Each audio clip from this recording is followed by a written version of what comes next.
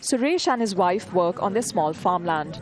Earning less than $200 a month and having massive debts to repay, the family barely manages to sell their produce in the local market. If we had enough information, we could have thought of selling in the foreign markets. But we have very limited means to do that. How can we manage that with our small farm? Suresh may not be able to sell even this much in the near future if the World Trade Organization allows foreign agricultural imports into Indian markets. The classic tussle between rich countries wanting more access to developing countries' economies is the thorny issue of the Doha round of trade talks. In India, up to 2/3 of its people are dependent on agriculture, and foreign imports are likely to kill rural livelihoods.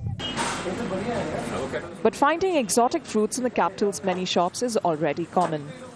Grapes from America and kiwis from New Zealand. It's products like these that are flooding the Indian markets and are also eating into the profits of local farmers. And it was this anger that saw New Delhi being rocked by its biggest protest in September by farmers who demanded the WTO talks be suspended. Yudhvir Singh, who spearheaded those protests, says the Doha round of trade talks is a sellout for small farmers.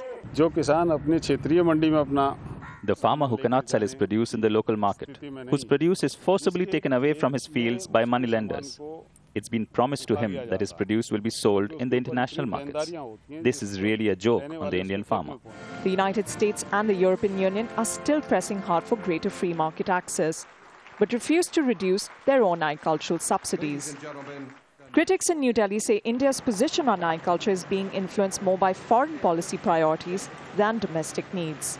Massive compromises and give-outs are taking place in agriculture, and the gains are the potential gains are being thought that they are going to be in services and manufacture.